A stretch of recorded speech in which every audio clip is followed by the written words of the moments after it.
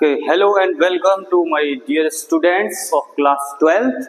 Today we will discuss the chapter Molecular Basis of Inheritance, and step by step we will discuss the each and every topic of this chapter. As we have already studied about the previous chapter, the name of previous chapter was The Principle and Inheritance and variation. तो उसमें हमने क्या देखा था, what we have observe that Mendel's work on pea plant.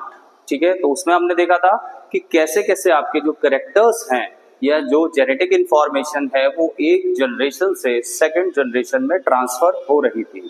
ठीक है, अब ये चैप्टर है मॉलिक्यूलर बेसिस ऑफ इनहेरिटेंस, यानी कि ये जो इनहेरिटेंस हो रहा था जो हमने लास्ट आपके प्रीवियस चैप्टर में पढ़ा था। ठीक है, एक जनरेशन से दूसरी जनरेशन में जो भी कैरेक्टर्स आपके आ रहे थे उसका मॉलिक्यूल बेस क्या है, यानी कि जो आपके कैरेक्टर आ रहे हैं वो कौन से ऐसे मॉलिक्यूल्स हैं जो एक जनरेशन से दूसरी जनरेशन में ट्रांसफर हो रहे हैं। आपको पता होगा मेंडल्स ने जो वर्क किया था, साइंटिस्ट मेंडल ने जो वर्क किया था, उसके बाद एटलीस्ट 100 ईयर्स बाद हमें ये पता चला था कि जो आपका जेनेटिक मटेरियल है वो क्या है, डीएनए। ठीक है, तब जाकर हमें पता चला था कि DNA is a genetic material and RNA. So DNA और आरएनए जैसे कि आप क्लास 11th में ऑलरेडी पढ़ चुके हो, डीएनए और आरएनए आते हैं कम्स अंडर द बायोमोलिक्यूल्स, जो कि है आपका न्यूक्लिक एसिड। ठीक है, तो न्यूक्लिक एसिड बेसिकली आपका होता है डीएनए एंड आरएनए, जो आपकी जेनेटिक इंफॉर्मेशन को एक जनरेशन से दूसरी जनरेशन में लेकर जाता है और जेनेटिक इंफॉर्मेशन को स्टोर भी करके रखता है। ठीक है, देख लेते हैं क्या लिखा हुआ है यहाँ पर। Nucleic acid are the large biomolecules. कैसे मॉलिक्यूल्स से? Large biomolecules. और अगर आप याद करें तो हमने लार्ज बायोमोलिक्यूल्स को क्या कहा था, हमने कहा था उनको मैक्रोमोलिक्यूल्स। ठीक है, तो that store the transmit and क्या करेगा, ये स्टोर करेगा जेनेटिक इंफॉर्मेशन और ट्रांसमिट जेनेटिक इंफॉर्मेशन, या और स्टोर भी करेगा और ट्रांसमिट करेगा, यानी एक जनरेशन से दूसरी जनरेशन में भी लेकर जाएगा इन द लिविंग ऑर्गेनिज्म। और ये किसमें होगा? केवल लिविंग ऑर्गेनिज्म में होगा। They are essential for growth, और ये ग्रोथ के लिए भी रिस्पॉन्सिबल होते हैं, डेवलपमेंट के लिए, रिप्रोडक्शन के लिए, फंक्शनिंग ऑफ द सेल्स के लिए। बहुत सारे फंक्शंस होते हैं सेल के, आप उसमें भी रिस्पॉन्सिबल होता है। 2 टाइप के न्यूक्लिक एसिड होते हैं आपके। फर्स्ट होता है आपका डीएनए और सेकंड वन इज आरएनए। ठीक है, तो DNA full form of DNA आप पढ़ते चले आ रहे स्टार्टिंग से, डीऑक्सीराइबोन्यूक्लिक एसिड। ठीक है, अब क्या करता है डीएनए? स्टोर करता है जेनेटिक इंफॉर्मेशन को in the form of genes, यानी कि आपके जीन्स की फॉर्म में आपको स्टोर करता है ये किसी भी organism, most of the organism. ठीक है, कहां मिलेगा आपको ये देखेंगे तो ये मिलेगा आपको न्यूक्लियस में, न्यूक्लियस ऑफ द सेल्स में। अब कैसे मिलेगा? जो आपका क्रोमेटिन्स की फॉर्म में भी होगा कुछ सेल्स में, और अगर उस सेल में सेल डिवीजन हो रहा होगा उस फॉर्म में आपको दिखेगा आपका क्रोमोसोम्स की फॉर्म में। क्रोमोसोम्स के ऊपर ये जो है आपका कॉइल रहता है। ठीक है, वो हम देखेंगे अभी स्ट्रक्चर जब हम पढ़ेंगे डीएनए का, उसमें हम क्लियरली देखेंगे। ठीक है, has a double helix structure, यानी डीएनए को आपको आइडेंटिफाई करना हो तो कैसे कर सकते हैं? जी हाँ, यहाँ पर आप देख सकते हैं क्या है कि डीएनए जो है डबल हेलिकल स्ट्रक्चर, इसको हम हेलिक्स बोलते हैं, ये सिंगल हेलिक्स है। ठीक है, ये डबल हेलिकल स्ट्रक्चर है, तो DNA is a double helical structure. ठीक है, और भी डिटेल में हम स्ट्रक्चर जो है जब हम इसका डिस्कस करेंगे तो हम इसको अच्छे से पढ़ेंगे। ठीक है, बात करते हैं अब दूसरे बायोमोलिक्यूल की, न्यूक्लिक एसिड की, जो है आपका आरएनए, राइबोन्यूक्लिक एसिड। ठीक है, अब क्या करता है ये? Help use genetic information in DNA to make protein. Basically function RNA का क्या होता है? To make the protein. The process of making the protein from the RNA is called as translation. ये भी हम आगे पढ़ेंगे कैसा होता है, होल प्रोसेस इसका क्या है। ठीक है, यूजली सिंगल स्ट्रैंडेड, कभी भी आपको आरएनए देखना हो, आइडेंटिफाई करना हो तो आपको क्या है, आरएनए में क्या होता है, सिंगल स्ट्रैंड होता है। ये देख सकते हो आप यहाँ पर क्या है, ये ओनली सिंगल स्ट्रैंड का बना हुआ होता है RNA. Okay, found in the nucleus and cytoplasm. बहुत छोटे पॉइंट्स होते हैं ये, लेकिन बहुत ही इंपॉर्टेंट क्वेश्चंस आ जाते हैं आपके यहाँ से। अब कहाँ मिलता है आपको ये? पहले तो ये न्यूक्लियस में फॉर्म होता है। किससे फॉर्म होगा? डीएनए से ही फॉर्म होता है। ये सब हम आगे पढ़ेंगे अभी, ठीक है। तो न्यूक्लियस में फॉर्म होगा आरएनए, और उसके बाद जब भी प्रोटीन बनाएगा, क्योंकि इसका फंक्शन क्या है? प्रोटीन बनाने का, तो ये कहाँ आपका बनाएगा प्रोटीन? साइटोप्लाज्म में, यानी फॉर्मेशन होगी इसकी कहाँ? न्यूक्लियस में। और बाद में कहाँ चला जाएगा ये? साइटोप्लाज्म में। अगर मैं इस तरह से ड्रॉ करूं तो ये आपका सेल है, ये इसमें न्यूक्लियस है, इसी में डीएनए है, और इसी से बन जाएगा आपका आरएनए। आरएनए भी कई टाइप के होते हैं, हम आगे पढ़ेंगे उसको, ठीक है। और ये आरएनए, इसकी फॉर्मेशन यहाँ पर होगी डीएनए से, उसके बाद ये आरएनए यहाँ पर आ जाता है सेल से बाहर। ये है आपका nucleus, this is cytoplasm, okay, ठीक है। चलिए आगे देखते हैं। अब स्ट्रक्चर और देख लेते हैं सर हम। इसका स्ट्रक्चर जो है आपका न्यूक्लिक एसिड का, वो कैसा होता है, ठीक है। तो स्ट्रक्चर जो है आपका न्यूक्लिक एसिड, जैसे आरएनए और DNA, they are made up of polynucleotide chains, ठीक है। पॉलीन्यूक्लियोटाइड चेन्स होती हैं आपकी, ठीक है। जैसे कि ये जो आपको दिख रहा है, ये सब क्या है? न्यूक्लियोटाइड्स हैं। अब बहुत सारे हैं तो इसलिए हमने इसको क्या कह दिया? पॉलीन्यूक्लियोटाइड चेन, ठीक है। और ये देखिए दो चेन है यहाँ पर, एक पॉलीन्यूक्लियोटाइड की चेन इधर है और एक न्यूक्लियोटाइड की चेन इधर है, ठीक है। चलिए चेन होती है। अब हम इस चेन को देख लेते हैं क्या होता है। इस चेन में एक फॉस्फेट ग्रुप होता है, ठीक है। हम देख रहे हैं क्या?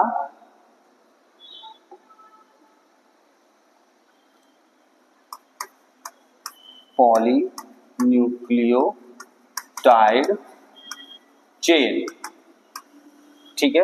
ये इस तरह की चेन है आपकी, इसे हम कह देंगे पॉलीन्यूक्लियोटाइड चेन। अब इसमें से हम एक न्यूक्लियोटाइड, जैसा कि आपने क्लास 11th में पढ़ा था, न्यूक्लियोटाइड, एक न्यूक्लियोटाइड में क्या क्या होता है। तो सबसे पहला होगा आपका फॉस्फेट ग्रुप, ठीक है। तो ये है आपका फॉस्फेट ग्रुप। उसके बाद क्या आता है? उसके बाद आता है आपका 5 कार्बन शुगर, 5 कार्बन की शुगर, यानी कि ऐसी शुगर जिसके अंदर 5 कार्बन की रिंग हो, ठीक है। तो उसको इस तरह से ड्रॉ कर लेते हैं, ठीक है।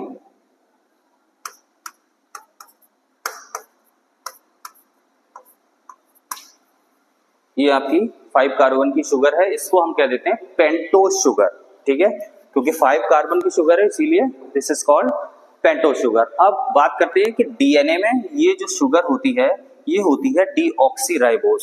Then how will you identify that this structure is deoxyribose और राइबोज शुगर, ठीक है। राइबोज शुगर होगी आपकी आरएनए में और डीऑक्सीराइबोज शुगर होगी आपका डीएनए में। अभी बता देता हूं, आगे हम फिर से पढ़ेंगे क्योंकि इसके बेस पर आपके बहुत सारे क्वेश्चंस आते हैं बोर्ड एग्जाम्स में कि क्या डिफरेंस है इनमें, और इसकी वजह से बहुत सारी चीजें आपकी जो है आरएनए और डीएनए में अलग हो जाती है, सिर्फ एक इस शुगर की वजह से, ठीक है। तो देखते हैं अभी क्या है कि डीऑक्सीराइबोज और राइबोज, ठीक है। राइबोज शुगर में क्या होगा? सेकंड पोजीशन पे ये OH होता है। पेंटोज शुगर होगी, सेकंड पोजीशन पर OH जो है मोइटी जुड़ी हुई होगी यहाँ पर। लेकिन डीऑक्सीराइबोज में क्या होगा? क्योंकि यहाँ पर क्या लगाया था? डी, ठीक है। डी मतलब रिमूवल, ठीक है, या हट जाता है। तो ये जो है आपका इसमें नहीं होगा। ये जो OH पोजीशन है आपका डीऑक्सीराइबोज शुगर में, जो डीएनए की शुगर है उसमें नहीं मिलती है। क्लियर और नॉट? ठीक है। उसके बाद थर्ड जो आता है आपका 3 कंपोनेंट है। फर्स्ट कंपोनेंट है आपका फॉस्फेट ग्रुप जो मैंने यहाँ पर ड्रॉ कर दिया है, और सेकंड है आपका पेंटोज शुगर, ठीक है, जो आरएनए में अलग है, राइबोज टाइप की है और उसमें सेकंड पोजीशन पर OH है। और जो डीएनए में शुगर होगी वो भी पेंटोज शुगर होगी, लेकिन कैसा होगा? उसमें डीऑक्सीराइबोज, यानी कि सेकंड पोजीशन पे OH नहीं होगा, ठीक है।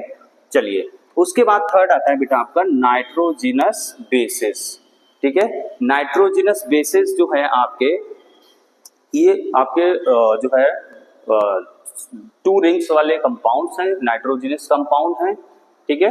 तो इसीलिए इन्हें नाइट्रोजिनस बेस कहते हैं। अच्छा एक चीज और आपने देखा होगा, यहाँ पर फॉस्फेट पर मैंने माइनस चार्ज लगाया है, ठीक है, ये निगेटिव चार्ज रहता है, इसी की वजह से डीएनए में जो है आपका निगेटिव चार्ज रहता है, ठीक है। चलिए, तो डीएनए में जो आपका डीएनए के जो बेसिस हैं आपके, ठीक है, उसमें क्या होगा आपका एडेनिन होगा, थाइमिन होगा, गुआनिन और साइटोसिन नाइट्रोजनस बेसिस होते हैं। आरएनए में बेसिस कौन कौन से होते हैं? एडेनिन दोनों में कॉमन है, ठीक है, गुआनिन दोनों में कॉमन है और साइटोसिन भी दोनों में कॉमन है।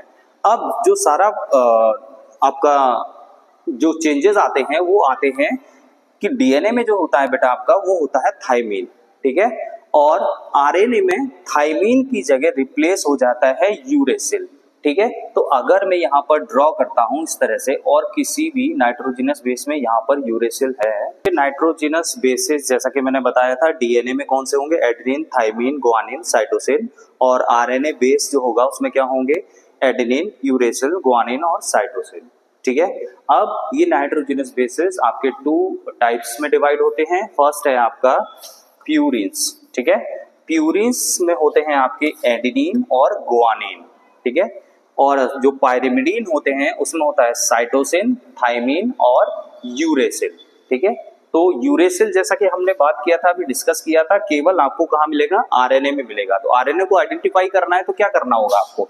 अगर ये इस तरह से कोई चेन है, ठीक है, पॉलीन्यूक्लियोटाइड चेन है, और इसमें अगर कहीं भी नाइट्रोजनस बेसिस में आपको यूरेसिल दिख रहा है तो इसका मतलब वो क्या हो सकता है? आरएनए होगा ही होगा, ठीक है। और आपको नॉर्मली किसी चेन में, ठीक है, अगर क्या दिख रहा है? थाइमिन दिख रहा है, ठीक है, और यूरेसिल नहीं है वहां पर, तो वो क्या होगा आपका?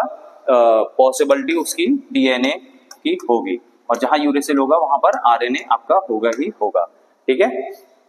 चलिए, उसके बाद हम देखते हैं फॉर्मेशन ऑफ न्यूक्लियोसाइड। तो जैसा कि आपको पता है ये वीडियो जो है आपका बहुत ही लॉन्ग हो चुका है, ठीक है, और नेक्स्ट वीडियो में हम कवर करेंगे फॉर्मेशन ऑफ डीएनए और आरएनए।